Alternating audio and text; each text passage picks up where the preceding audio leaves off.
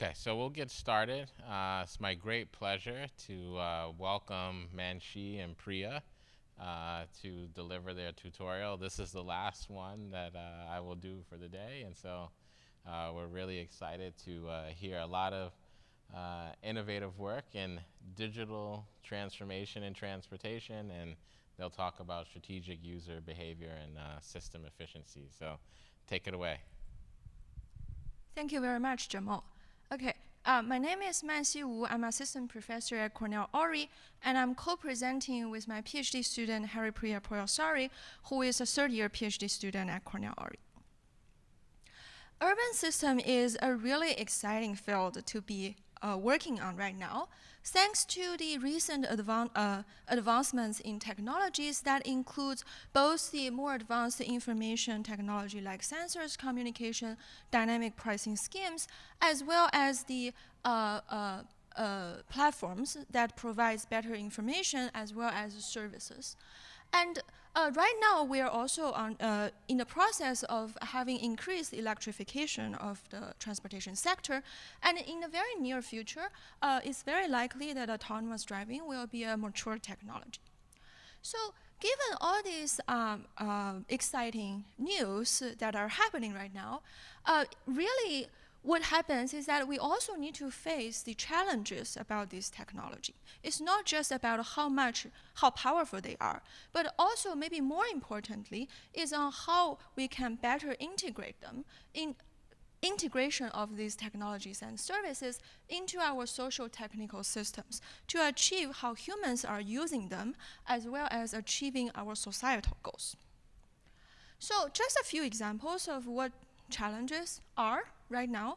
Like for example, this very recent study of 2023 actually shows that this highway high occupancy toll lane, like the express lanes, can potentially harm the equity. So we need to do a more thorough investigation of the equity concern of those.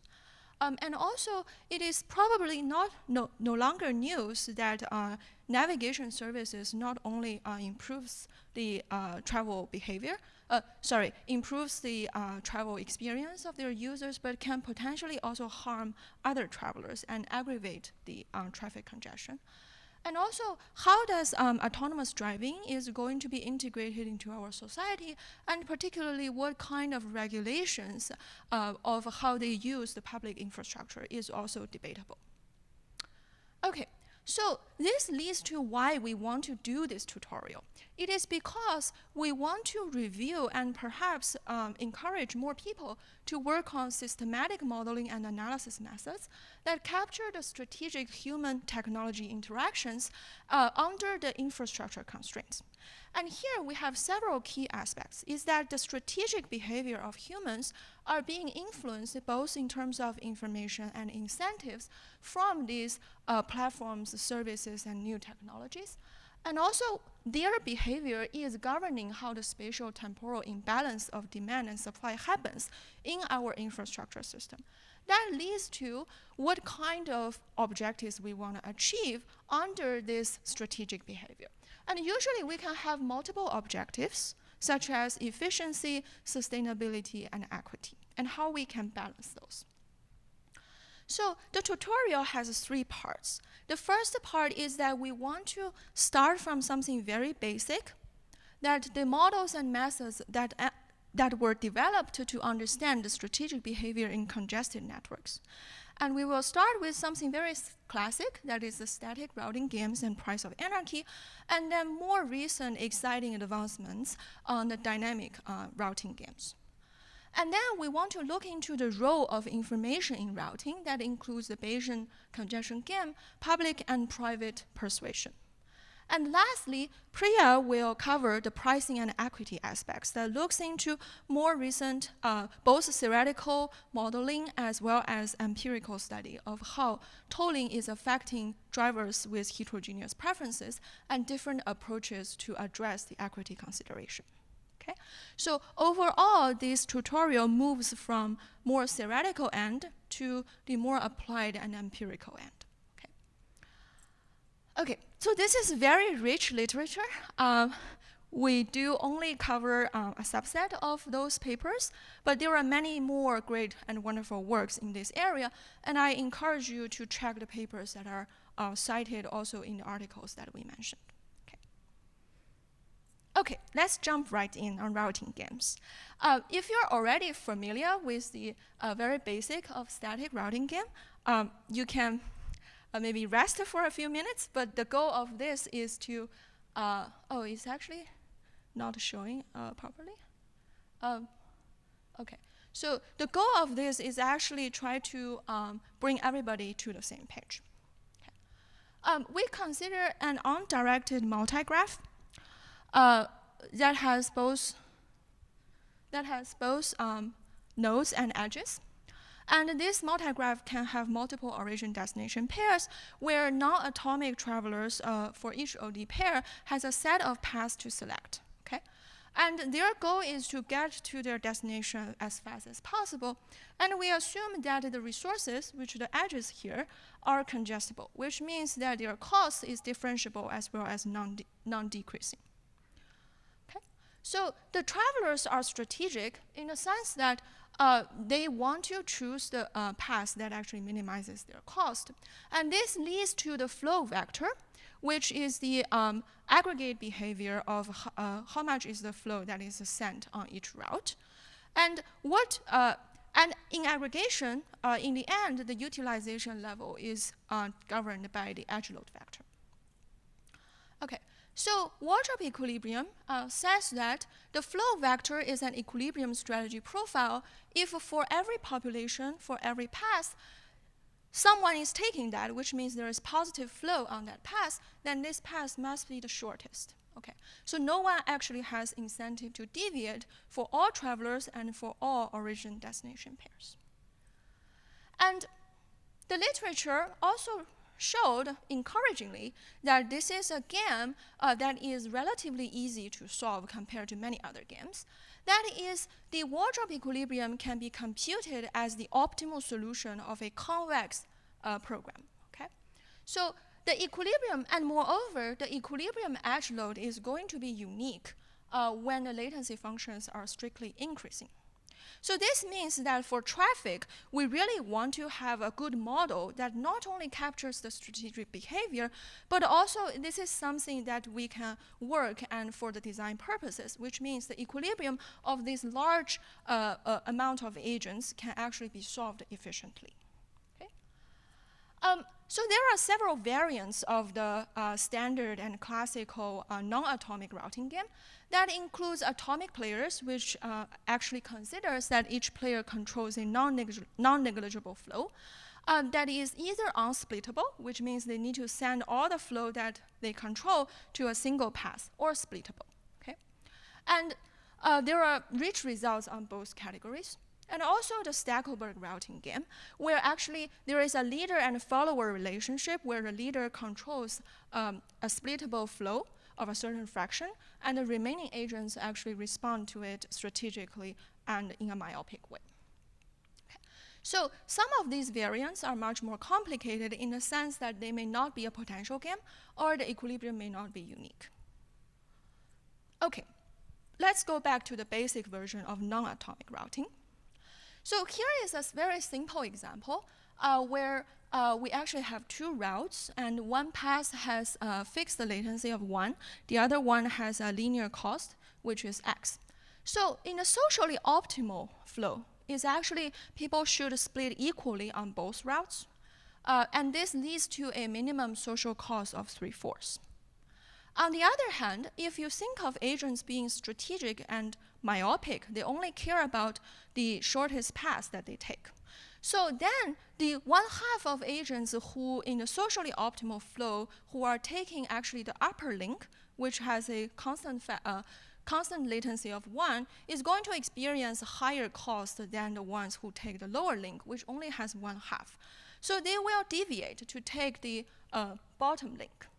And this actually leads to a different flow, which is the equilibrium flow, that everyone is using the bottom link. And this outcome makes people don't want to change their route choice, but it's actually very bad in terms of the total social cost, which is 1. Okay? So strategic behavior leads to higher total cost compared to the socially optimal flow. And this has been studied and characterized by a very rich line of literature that starts with these two, called price of anarchy. And they use a way to quantify this efficiency loss as the worst case ratio of the social cost of an equilibrium flow divided by the social cost of a socially optimal flow. Okay? And people have studied the both non-atomic as well as atomic unsplittable flow in terms of their price of anarchy.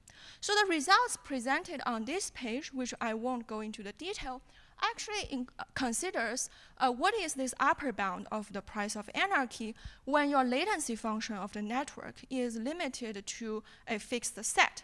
And for any such fixed set, this upper bound is derived. Okay? The main method of proving not only the two results that I show here, but also much more broadly in a variety of games, is this idea of using lambda mu smoothness condition, where in this inequality, it actually provides the relationship between the social cost, the total social cost of a game, versus the cost experienced by individual players. And the lambda and mu actually quantifies the relative weight of different opponents in characterizing the strategic behavior cost. Okay? And this lambda and mu plays a key role and changes for different games that leads to different upper bound of price of anarchy. It is also known for other types of games that we mentioned, like atomic splittable, as well as Stackelberg routing games. Okay. So you might have noticed that I only talked about the latency being in a set of latency function, but I didn't talk about network topology. This is because actually people have shown that the upper bound of price of anarchy can be achieved at very simple network. And this is an example of achieving the upper bound of price of anarchy for a non-atomic routing game with just two routes, two parallel routes. And also, this result was further refined and simplified when we restrict the attention to the latency function being affine functions. Okay? And in there, people have obtained the constant factor bound for price of anarchy. Okay, so that was all the theoretical, classical and theoretical foundation for modeling the non-atomic and other variants of routing games. What really happens in practice is the game theory and equilibrium model of a good representation of what happens in the traffic flow in practice.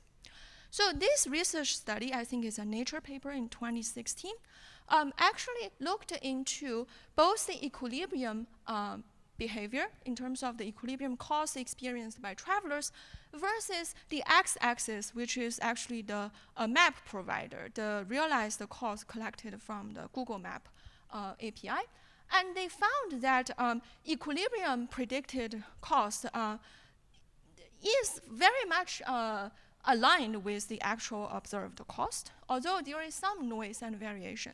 And they tested it in 5 different cities. So this means that there is some consistency between the equilibrium prediction as well as the actual data that people collect. Okay? So this is very encouraging. On the other hand, what does this upper bound of price of anarchy be like in the major cities, not only in the US, but also across the globe, right? So people have estimated, a sequence of papers have estimated the price of anarchy using data from major metropolitan areas like Boston, London, and New York City. And this is an example of both Boston as well as so all 3 cities. And people have observed that the price of anarchy, which is the actual equilibrium versus the socially optimal flow in terms of the cost, this ratio is close to 1, both in terms of very light traffic, which means not many demand is in the network, but also when the network is super congested. So which means, and perhaps all these 3 cities fall in the regime where the demand is very high and the network is congested. Okay? So this empirical observation was a bit different from the upper bound of price of anarchy. But then later, very recently, people have investigated how does the price of anarchy actually changes with the total demand level of the network.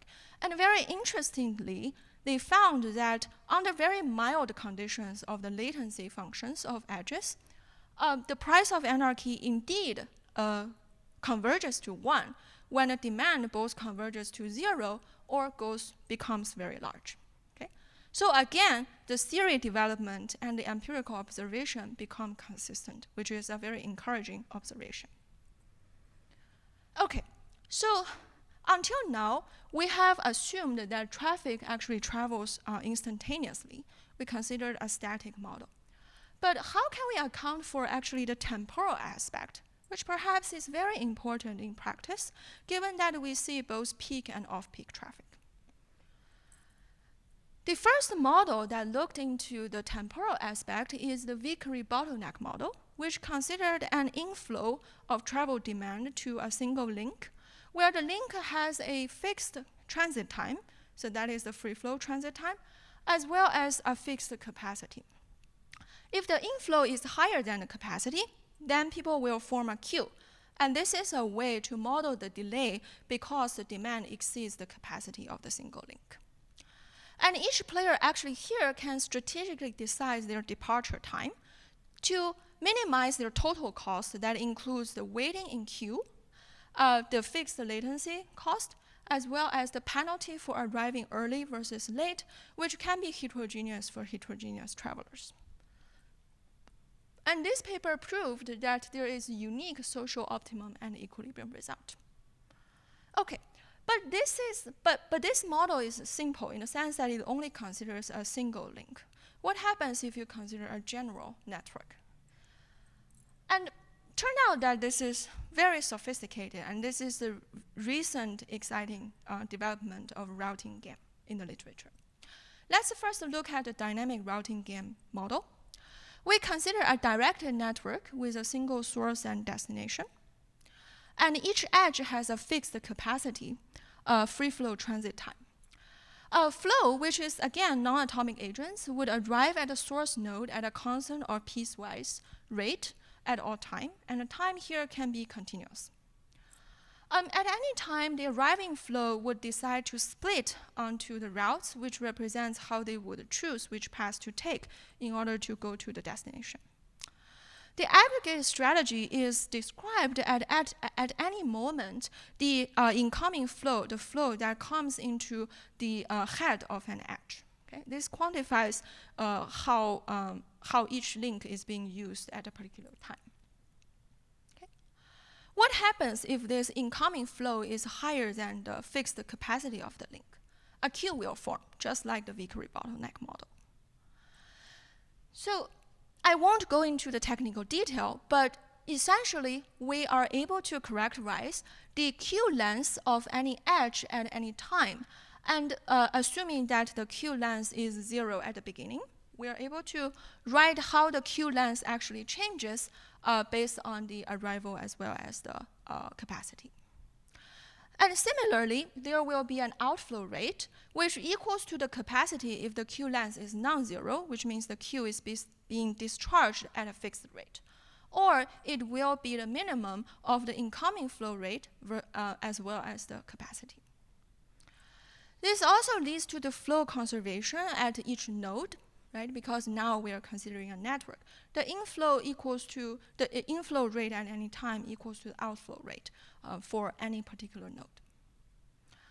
So the cost people an agent experience is when they arrive, they need to think about, given a path that they choose and everyone else's choices, the total time of transiting all of the edges on the path, as well as the time spent waiting in queue, given the departure time and route choice.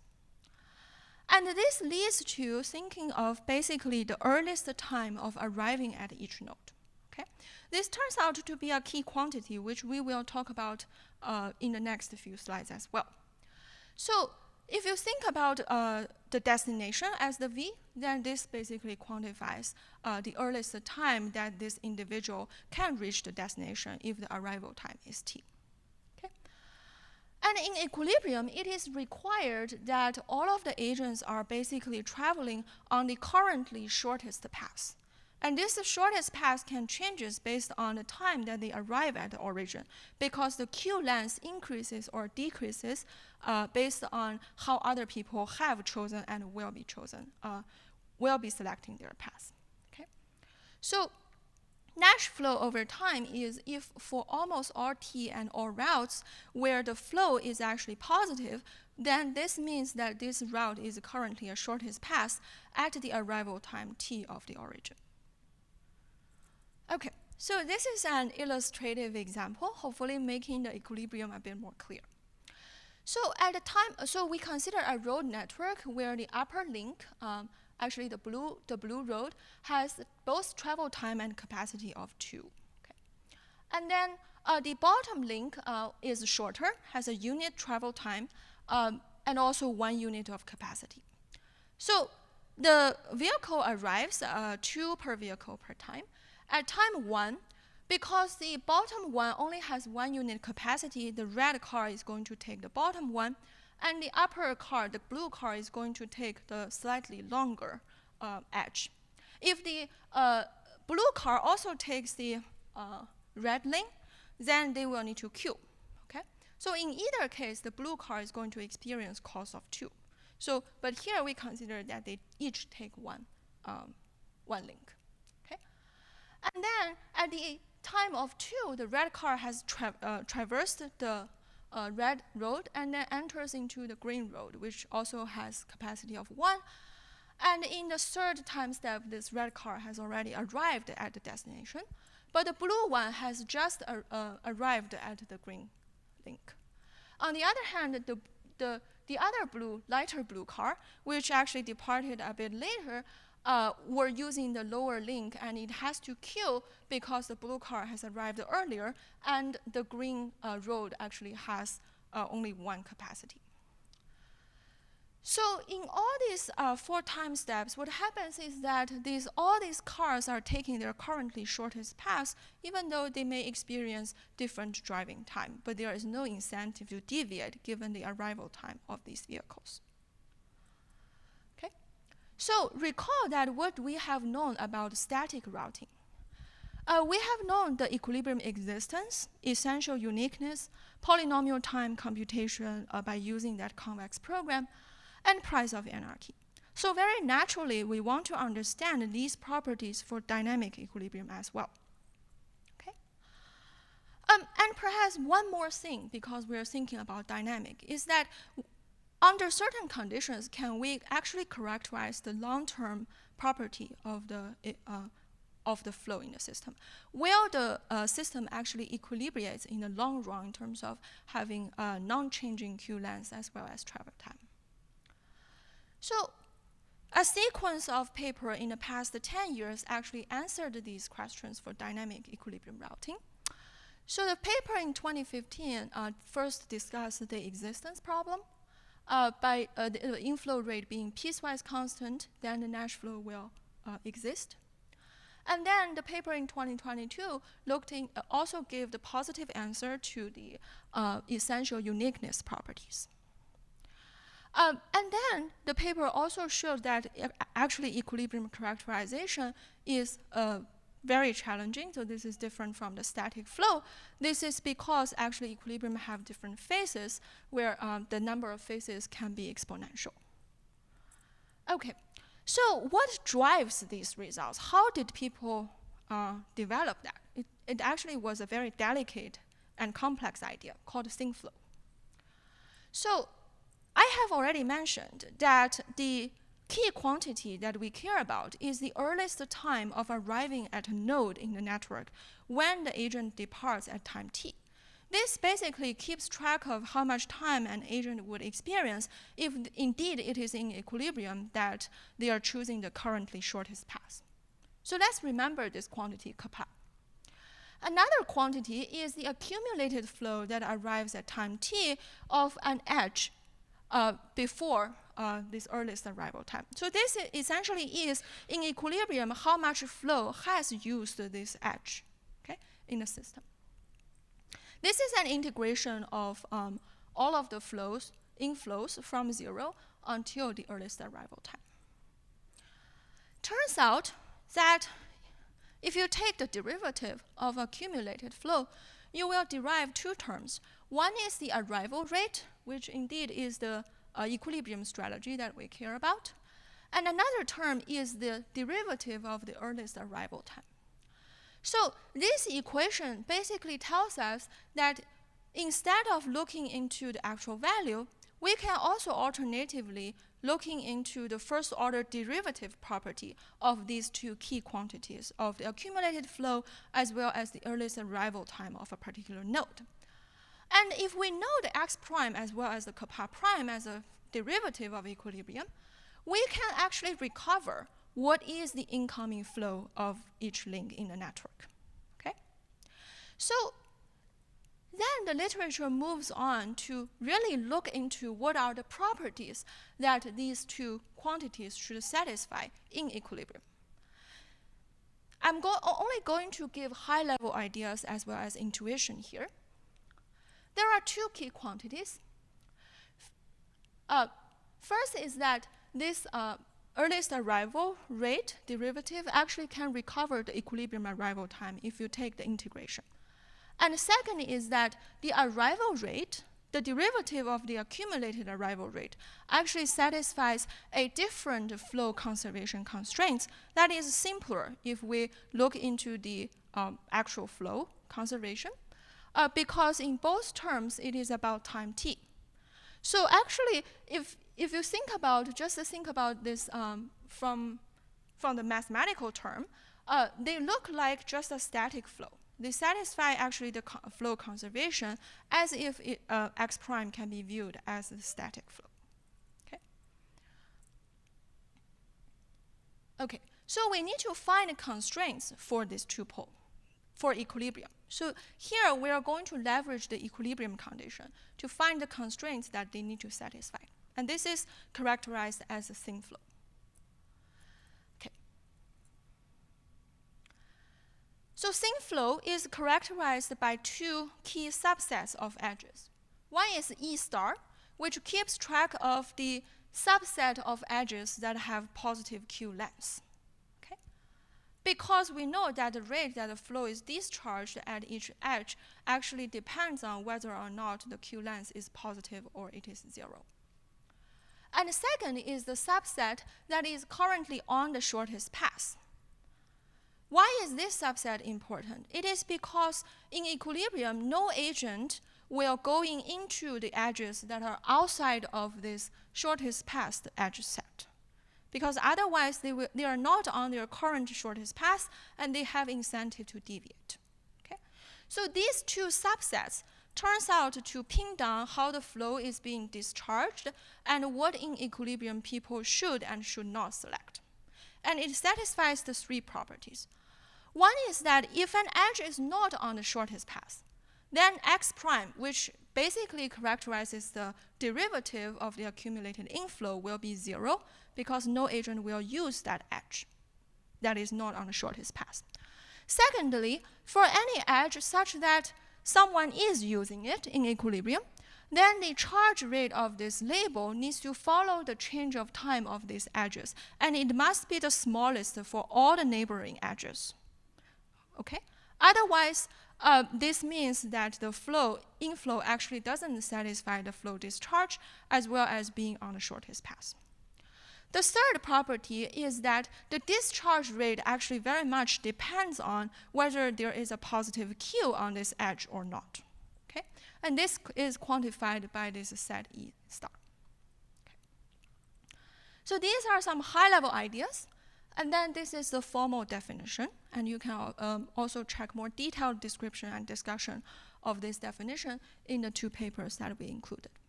So thin flow is essentially a characterization of x prime, which is the derivative of the accumulated flow, as well as the derivative of how the node earliest arrival time changes of each node in the system. And it quantifies the relationship of these tuple in equilibrium, using the idea that we discussed before. And indeed, these tuple fully characterize the equilibrium behavior. A dynamic flow is a dynamic equilibrium if its derivative is a normalized thin flow, which means that at any time t, if you look into the derivative of the system, they need to satisfy the set of thin flow conditions that we described. This is both a way of characterizing the system, the change of the system over time, but also a way to verify that the system is actually, the dynamic flow is actually an equilibrium flow. Okay? So normalized thin flow is the driving force behind the proofs that show the existence as well as essential uniqueness of dynamic equilibrium. Okay, so what is the long-run behavior of Qs in equilibrium? This is the remaining question that is particularly crucial for dynamic setting. Steady state is quantified as whether or not there exists a finite time after which the system state no longer changes. Okay? So here the system state is essentially the Q length. Because if the Q length is changing, then people may choose different shortest paths as they traverse, and this may lead to the change of behavior as well as system dynamics. Okay? So this paper in 2022 showed that if inflow is constant and is upper bounded by the network capacity, then dynamic equilibrium will attain a steady state in finite time. Okay? And this is characterized by the Q vector, which is essentially the stable Q length, Z star, divided by the edge capacity. So when the Q length is no longer changing, system has stabilized. When the Q length doesn't change, this Q star is actually the waiting time in the stable long-term behavior of the system. And the second is the minimum time needed to travel from the origin to the to a particular node. So this is the fixed number in the long run for the earliest arrival time of a node. Okay? So turns out that this tuple in the long run equilibrium behavior is an optimal solution of a simple set of linear program. And I will only highlight one thing, is that if you look at the inequality 2b, which actually characterizes how the wait time, which is QE, plays a role in governing the earliest arrival time, you can actually find that the relationship between dV, which is the earliest arrival time of node V, versus dW, which is the earliest arrival time of node W, actually satisfies this inequality that looks very similar to the set of inequality that you see when you compute the shortest path.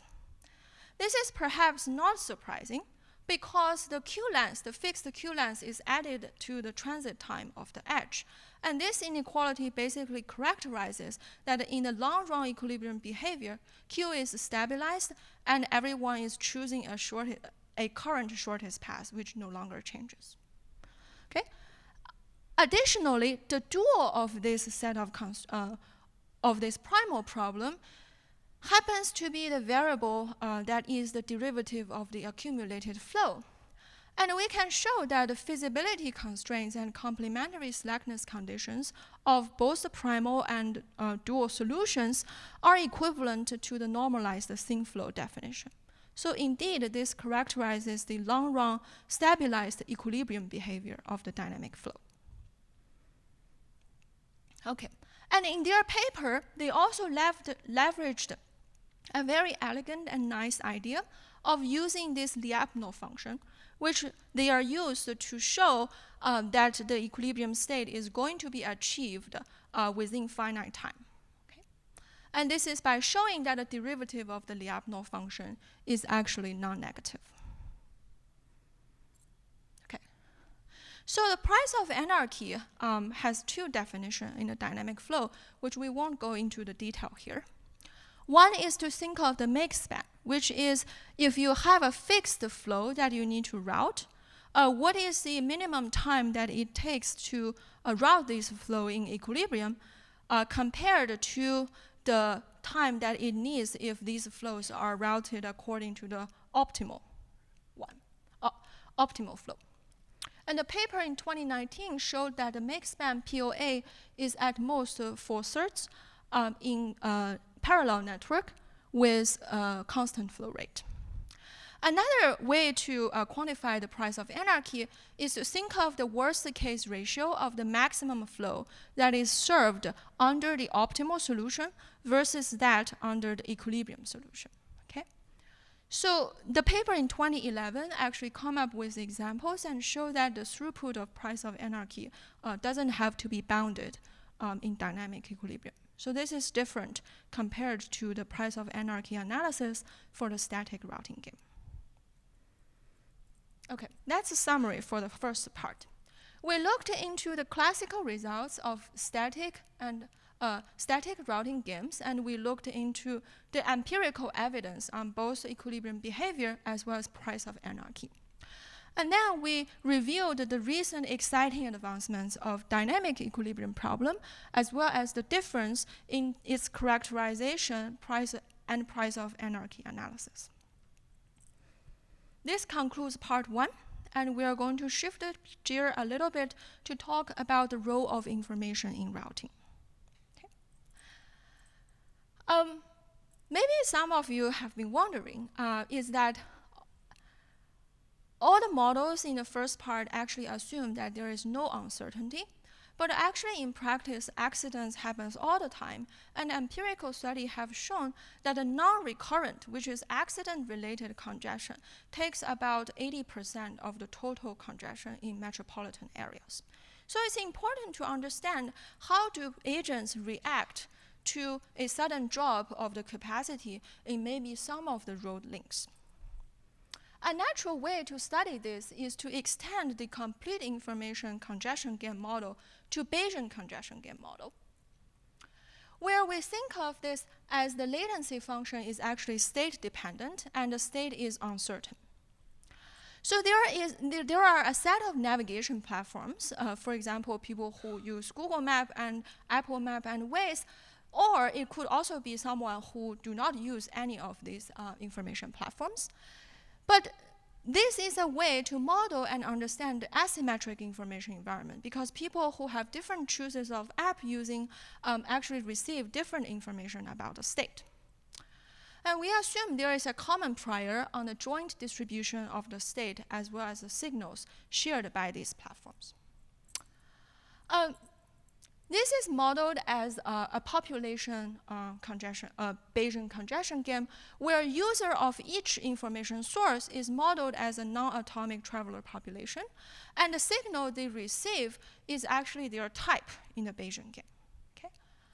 And in equilibrium, the signal received by each population is used to update their belief about the uncertain network state, as well as the private information of other users, which they do not know, but they affect the behavior of these populations and therefore affect the cost that they experience. And this also leads to the routing strategy queue. Okay?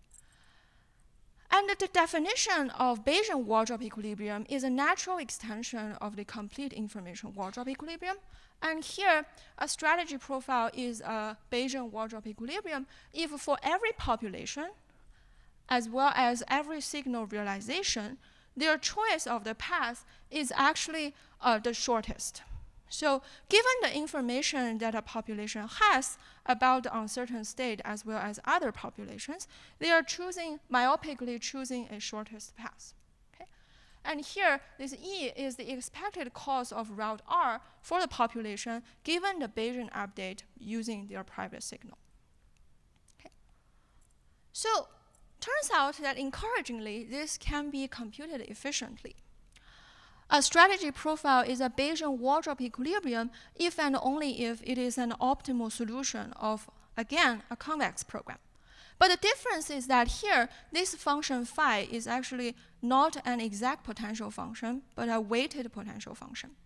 And the pi here, which is the signal, the common prior of the whole Bayesian game, plays a role in both the weight of the weighted potential function as well as the potential function itself. And the strategist needs to satisfy the property that for each population, it has a relative weight of lambda I, which can be viewed as the fraction of population in the general population that is using this particular information platform. Okay. One interesting aspect is that we want to understand whether or not it is better to use one information platform versus another. And that is called the relative value of information that quantifies this equilibrium cost difference. And the paper found that for any pair of population, you can do this comparison. You can try to understand how the advantage of using one versus the other changes with the relative adoption rate among the population of these two platforms. And it turns out that this relative value of information for I compared to J is going to decrease in the adoption rate of I and increase in the adoption rate of J. And these two rates can actually be computed. So the high-level intuition of this result is that as population size of a platform increases, there will be more agents who actually receive the same information and choose the same kind of routing decision. So they actually create extra externality for the ones who have access to this information platform. So if an accident information is shared by just a few, then they have higher advantage. But when it is shared by many, then this advantage would relatively decrease. So this is essentially a generalization of this simple intuition. Okay. One last topic of the second part is the information design, which has seen some recent advancements. So here, instead of considering that the information environment about the accident is known, is a fixed and exogenous part of the model, we think of actually a central planner knows the state realization and decides how much information about the accident or the state of the traffic is going to be shared. So here, can we design an information environment that actually induces an equilibrium outcome during the accident that actually achieves the designer's goal? So this actually adopts this development called information design, or alternatively called Bayesian persuasion, first proposed by economists. And if you're interested in this topic in other contexts, I refer you to these two wonderful survey articles that look into the methodology and also applications of Bayesian persuasion in revenue management as well as computer science. But here, let's only focus on the traffic problem. So the observer of the realized state is a central planner that is going to send a signal to population, and that will influence the information environment as well as route choice of each of the general population and changes the congestion outcome. The central planner's information design problem can be essentially modeled as a constrained optimization, where the edge load needs to be an equilibrium edge load given the signal and the belief induced by the central planner. And also the signal needs to be feasible. Okay? So the works in this area have primarily focused on a relatively simpler network setting and have different goals. For example, congestion minimization, or alternatively thinking about minimizing the traffic overflow in certain area, which could be crucial because one of the complaints for navigation services is that it sends too much traffic to quiet neighborhood as well as the school zones. Okay, so the paper in 2022 actually discovered an interesting observation is that whether or not fully reveal information depends on the network topology. They found that actually on series parallel network with this type of latency function structure, fully reveal information is optimal if the network is series parallel. But on Wheatstone network structure, it's actually optimal to sometimes reduce the information provision. Another category of information design is instead of sending the same signal to all the agents about the incident, we could do personalization. And that is the private persuasion aspect. So here, the central planner still has full knowledge about the state realization, but they can choose to send different signals or direct route recommendation differently for different users. So this is a generalization of public persuasion, and you could imagine that this can induce a wider range of equilibrium behavior from their selfish users. And this builds on the literature called obedience constraints. Essentially, this is a way to characterize what is the set of private signaling mechanism that will be followed by the selfish agents.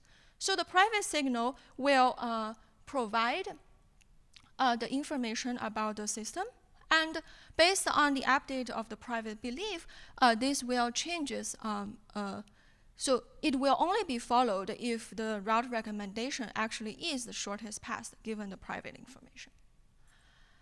And people have shown that this set of route flow that satisfies the obedience constraints is easy to characterize on two route network, and here it is a convex set. But the problem becomes much harder when the network condition becomes more complex, and particularly this may no longer be a convex set. And this paper in 2022 provide an approximation bound of how much you can achieve in private persuasion when a network is not a two-path network.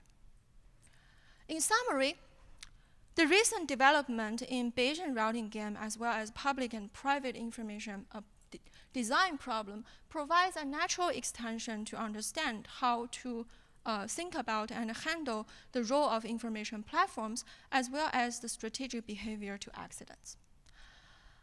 And the information design part has both the public and private persuasion, and there are discoveries about the modeling and computation framework as well as the fundamental complexity analysis of these problems. I will hand over to Priya.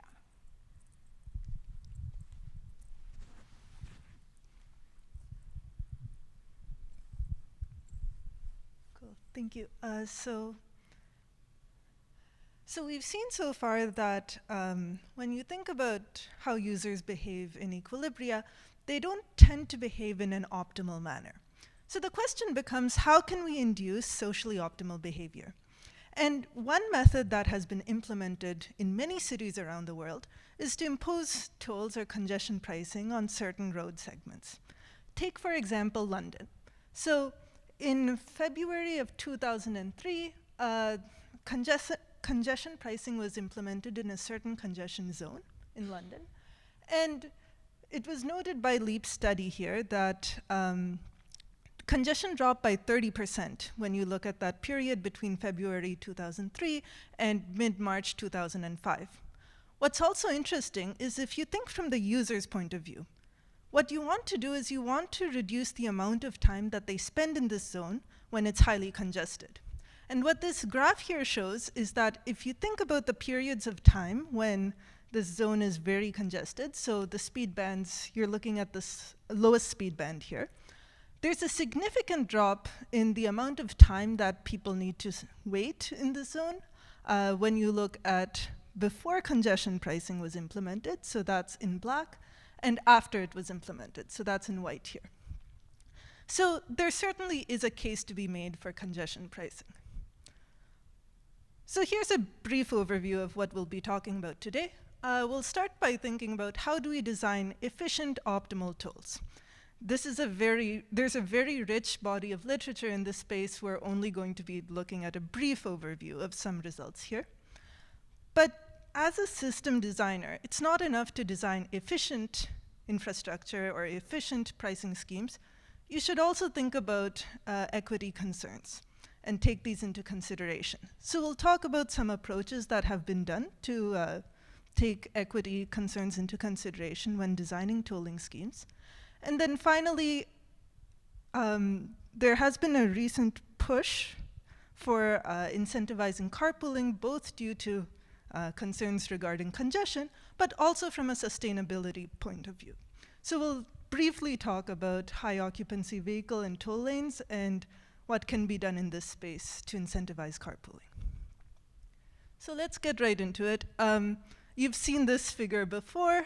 In this simple two-arc network, we have that the equilibrium flow is everyone takes this bottom link.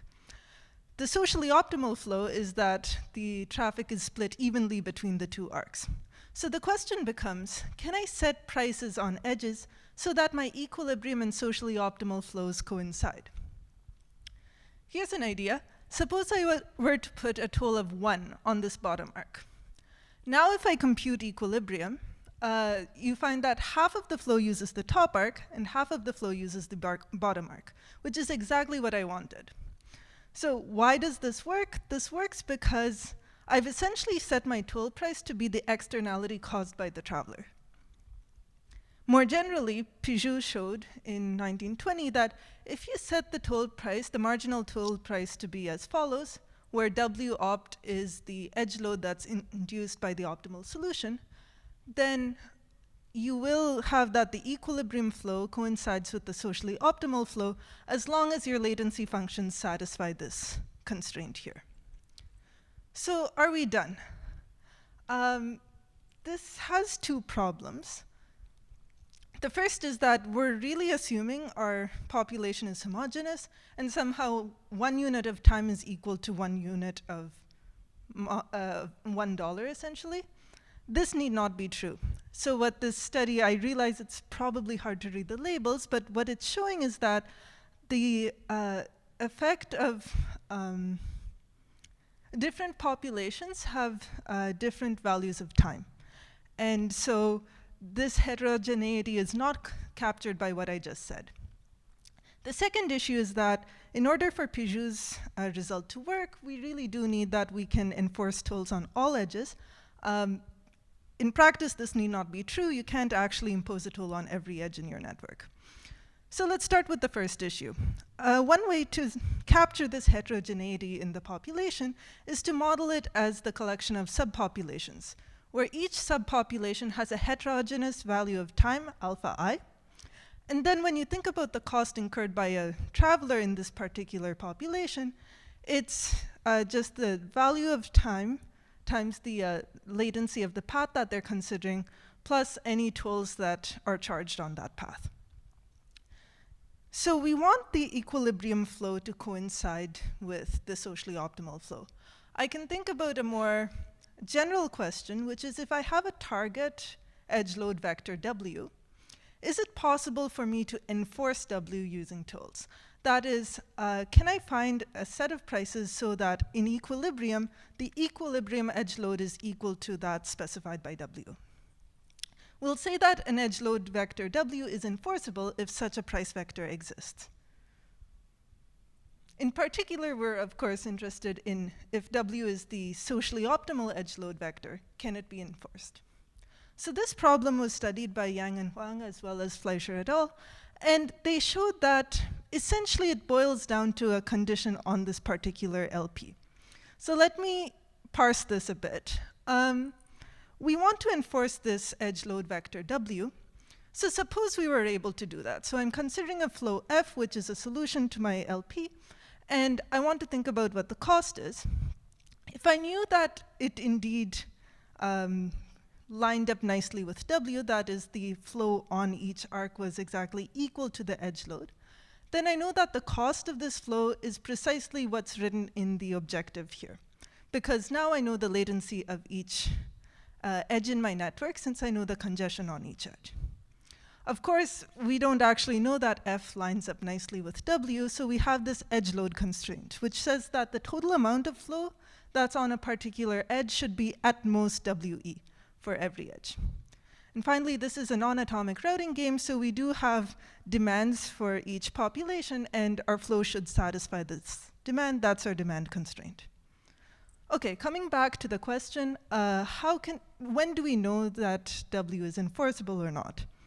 So what they showed is that if this condition, the edge load condition, is tight for the optimal solution, then W is enforceable, and this is a necessary and sufficient condition. So this actually does follow straight from LP duality. If you think about the dual program, you have variables corresponding to the demand constraints, but you also have these variables tau, which correspond to the edge load constraints and can be interpreted as tolls on the edges. So first of all, that condition, the sufficient and necessary condition, this follows from complementary slackness. And moreover, if W is indeed enforceable, we can actually tell you what the tolls that enforce it are. They're simply the optimal solution to this dual program. So this is nice. For heterogeneous populations, we can indeed compute the optimal tolling scheme if it is possible, if this condition is satisfied. The second problem was that we can't actually impose tolls on all edges in our network. So the problem when you have these toll support constraints is typically referred to as second best pricing in the literature. And one very common approach is to formulate these as mathematical programs with equilibrium constraints. So this is a very general class of problems where you have some objective you're trying to minimize, you have a set of constraints which encode feasibility conditions, and then you have a set of equilibrium constraints. So if you think about very simple parallel networks with affine latencies, we can actually compute second best pricing schemes optimally in polynomial time. But for general networks, this problem is NP hard. There is a rich body of literature which thinks about heuristics for this problem, and many of them rely on either cutting plane or gradient ascent methods in the backbone. Okay. So we've been talking about how to compute tolls that enforce a socially optimal flow. So that is where we've been prioritizing efficiency until now. But are these tolling schemes actually fair? So there was a study that was conducted in using data from 4 cities in Europe, Stockholm, Lyon, Helsinki, and Gothenburg, to see whether the tolls that were recently imposed at the time were actually disproportionately affecting the lower income populations. So this graph on the left here talks about toll payments for different income populations. And this looks like what you would expect. Lower income populations seem to be paying lower tolls. Higher income populations typically pay higher tolls. However, when you look at this graph on the right, we see a very different story, which is if you think about the total share of income that's spent on tolls, and this is telling you what the impact is on the users, it does seem like lower income groups are disproportionately affected by tolls. So we want to design equitable tolling systems, and the first question is, what do we mean by equitable? So there's many different notions of equity or inequity that have been introduced in the literature. This is just the tip of the iceberg, and we do refer you to this excellent survey by Chen and Hooker that cover many more. Many measures include, so it can go from simple things like relative range to more complicated ones such as unfairness and the Gini coefficient. So I'd like to just briefly describe what the Gini coefficient is. This is a notion that originates from economics, and here's the sort of main idea. If you were to think about what fairness means for a population, one way to think about it is to look at the distribution of wealth. In a very fair world, you would expect that if I were to take the population and sort them based on their wealth, and then plot what the wealth is for each quantile, so the total wealth for each quantile, and that's precisely this Lorenz curve here, then you would expect it to look like this straight line, the perfect distribution line. That means that wealth is very fairly spread across the population. On the other hand, if the Lorenz curve is, so that's sort of the ideal situation. Of course, in practice, this need not be the case. So the Lorenz curve could look something like the red line there. And the question is, how far away am I from this ideal perfect distribution? This can be quantified by the area between this line and this curve, which is shaded in red, and that is precisely the Gini index. So for a perfectly fair system, the Gini index is 0. For an very unfair system, it will tend towards 1. And what Gemici et al. Showed is that if you're thinking about implementing homogeneous tolling, where you're blind to what subpopulation the users are from, everyone pays the same price, then you find that the Gini index will always increase when you implement such a tolling system. So this feels like bad news, but fortunately, many very smart people have thought about these problems and developed different approaches for tackling them. So sort of the first approach is, previously I was talking about we have this target flow, and then we're going to put tools to implement the target flow. Maybe we should go back to the root and ensure that this target flow is actually fair. So we can put this inequity condition, which says that, take my favorite notion of unfairness, which is capital gamma, and set some sort of threshold for how unfair I'm willing to let my solution be. Then I want to find the min cost flow that satisfies this inequity constraint. What should be the notion of inequity that I consider? So one notion that has been studied is unfairness. The idea is this: if you think about equilibrium, in some sense this is a very fair solution, because nobody has any incentive to deviate, and as we saw before, everyone is using a shortest path. In that case, if you were to take this ratio between the latency of the path I'm taking versus the latency of any other path I could have taken, this is equal to 1. But in general, for a flow, this need not be the case. And so this ratio here, the maximum of this ratio, does capture how unfair are you, how unfair is the solution to you in this sense. So the first question you might want to ask is, if I think about the socially optimal flow, how unfair is it? And Correa et al. And Roughgarden had thought about this, and they showed that, once again, if you know what set of functions your latency functions are restricted to, then you can show this upper bound on the unfairness of the optimal solution. Coming back to designing this mathematical program, this problem itself, when you have this particular unfairness criteria, is NP-hard, but there has been work in the literature that develops heuristics for this problem and also consider related questions and variants of this model. Okay, so that was sort of an approach where we're really thinking of, let's define this target flow in a fair way. Another way to think about it is, suppose the status quo is pretty bad. Then as long as my tolls are actually improving what I experience, I'm not going to complain. That's what this Pareto improvement of routing is getting at. So no traveler should be worse off than they were in equilibrium without the tolls. And there has been, again, many works investigating this. One sort of common theme is that we could formulate this as an optimization problem. So broadly speaking, you'll have two sets of constraints. One is specifying that your variables make sense. The flow is indeed an equilibrium flow. The second says exactly the condition I mentioned earlier. The cost of your flow, the cost that you incur under this equilibrium should be no more than you experienced before the tolls were introduced.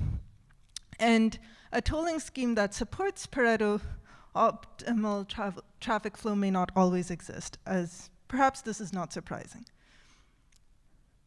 There is a workaround, luckily, which is we can think about,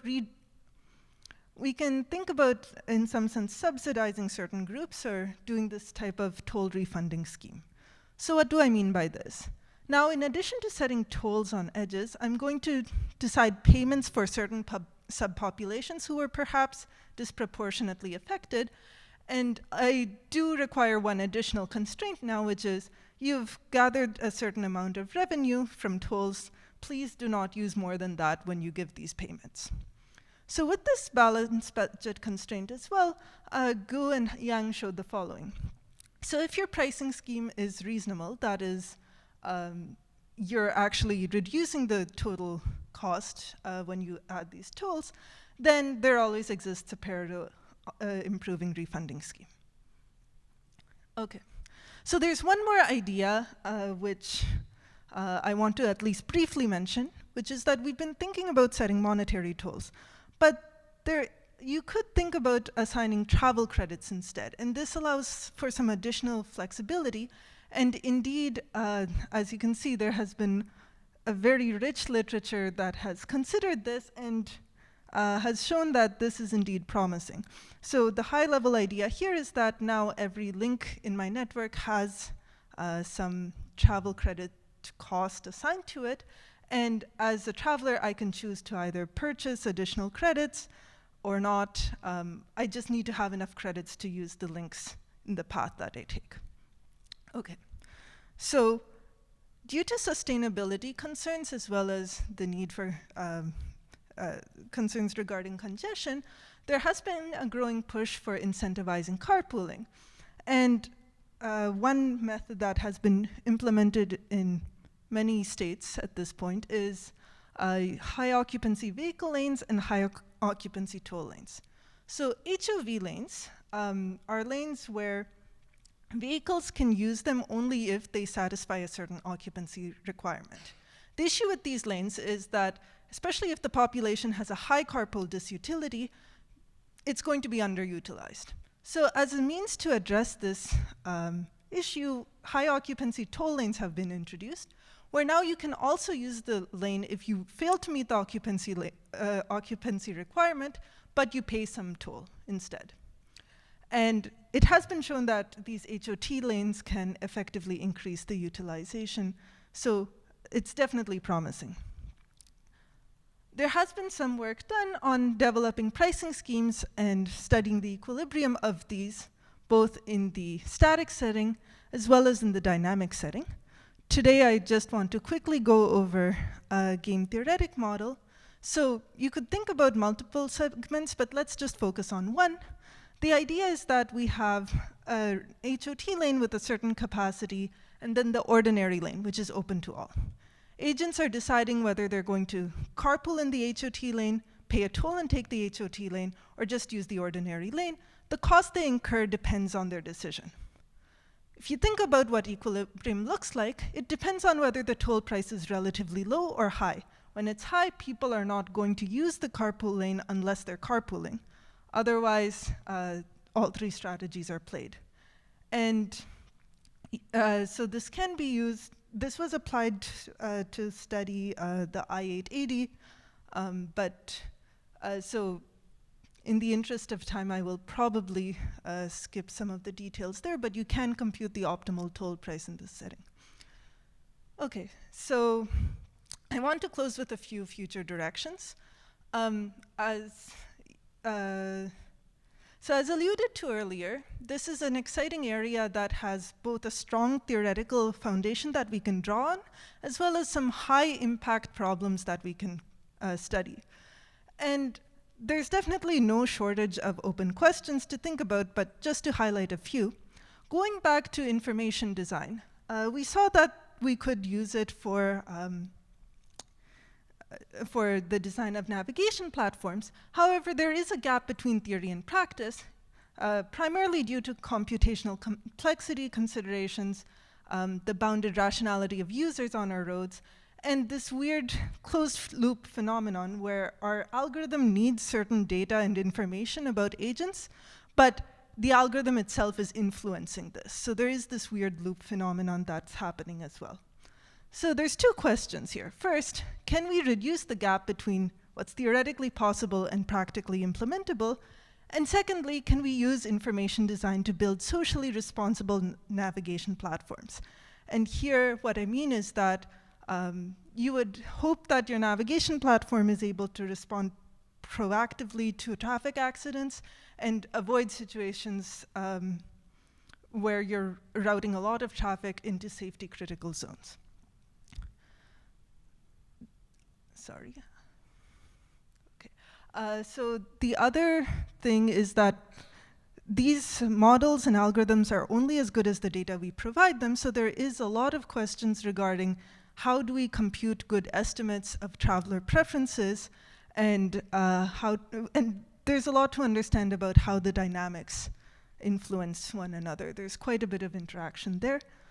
Finally, one piece of technology which is still very much in the emerging phase but is becoming more popular is autonomous driving. So this has the potential to bring flexible, reliable, and cheap mobility service for all, but the success of this technology depends on how the market is constructed and regulated. So how should we price the road capacity, given that we now have these autonomous vehicles, and how do we design efficient vehicle routing and cost-sharing mechanisms for this setting? These are two very interesting questions which there is work being done, but still lots to explore. So with that, I'd like to close. Thank you very much.